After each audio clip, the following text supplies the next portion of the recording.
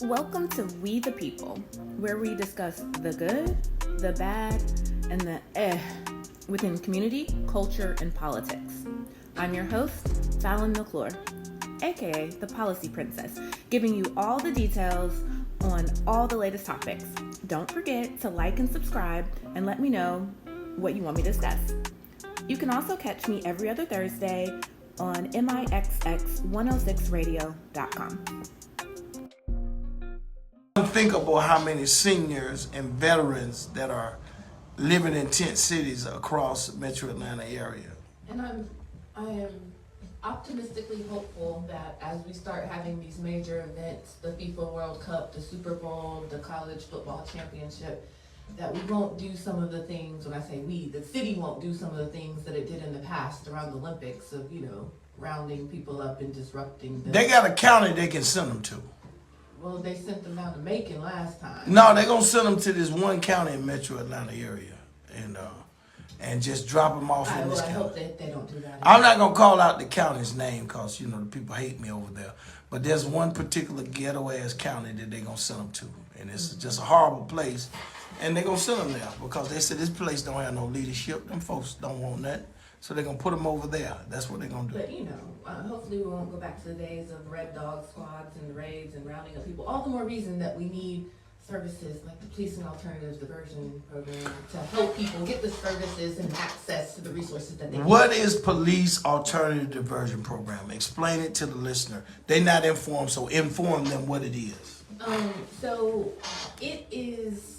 Oh, in the shortest way. No, because it was essentially like a dream of the community. Right. It was a collaborative that the community came together and was like, we need to help our people. Right. People that maybe have mental health needs, facing homelessness, and it was a collaboration of community that originally it was called the Pre-Arrest Diversion Program, where it's an opportunity. It was an opportunity to give APD officers, I think Georgia Tech and Marta Police, where they could call to not have to arrest people, right. and have them reach services. But they realized it was so much more than just pre-arrest, which is right. when it got renamed the Policing Alternatives and Diversion Program. So now, you can call 311 and get to them to get access to, mental health needs and other things of that nature. Also, what we call the for lack of a better word, like the crimes of homelessness and poverty, like your criminal trespass and your things that kind of happen as people are trying to take care of themselves. And if you go on their website, there's just so many amazing stories of people that they helped get the resources they need that have gone on to become homeowners and get back with gainfully employed. They just needed a hand. And they didn't need to go to jail. Right. And so, they are fighting for their funding. They the city put out an RFP, request for proposals, and they won. They were the only ones to apply. And the city has held up. Who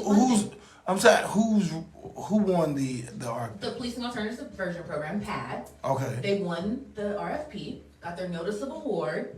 And then when it came time for the city to, fund the contract, they held it up.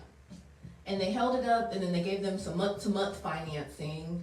And they have, money through the end of the year, but that's not enough. They were supposed to, it was a long-term contract with options to renew, I think all the way up to like 6 years, right? And now the city has actually opened up a special procurement process. And they are saying that they opened up the special procurement because things have changed since the diversion center opened, but the diversion center opening was already accounted for in the original contract. And so we need the city council to move forward the funding piece to the notice of award as promised. But the special procurement, I guess they're trying to see if someone else can provide these services, but it's crazy because a special procurement by the nature of it is secretive, right? And it's like an invite only versus your open bidding process that PAD went through with the request for proposals. It's open, anyone can apply. Anyone could apply to that and no one else applied, right? And so this idea that you're now having a special procurement because things change Right. is very unfortunate. And, you know, if they keep going on with this foolishness, come January 1st, we're going to lose some significant services Right. to the people of the city. How much money do you estimate that PAD saves the taxpayer? Oh, gosh. Millions. Millions. Just I mean, that. but Yeah. millions, but also like, you also can't, I know dollars and cents are helpful as we figure out everything. That's what the taxpayer is interested Yeah, in. but it's also like, how do you put a dollar figure on saving someone's life? Right. And someone that's now, you know, a homeowner, so they're paying taxes Right. to their job, through their home, you know, Right. to their home. Like now they are now, Productive. I mean, I don't want to say other people aren't, but yeah, they're like this productive citizen in society. Like, how much are you now also saving? Because not only are you saving on the housing them in jail, but you're actually essentially getting more, right? True. Because they are now contributing Right. into the system. Right.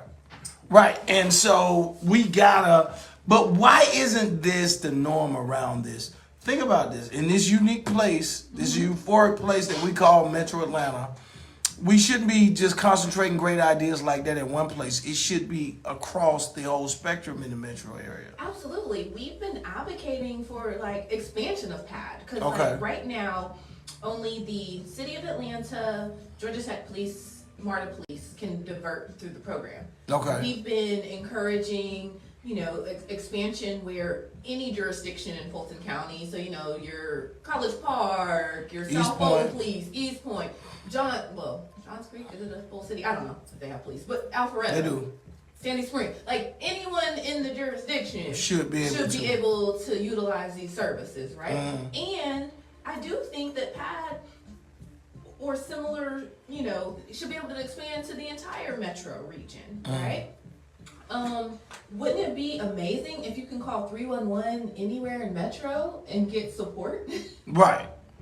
Yeah, it makes sense, and it makes financial sense to us that we have to think of creative ways to go forward that's not going to be as taxing on us as this current system. We got to think of a different way forward. Absolutely. And the way that we have right now is top heavy, meaning we spend all of this money on taxes, and then not only are we spending all this money on property taxes and sales taxes and all these different taxes, we still have to spend money on fees when we go and apply for services through our county or city municipality, even on the federal level.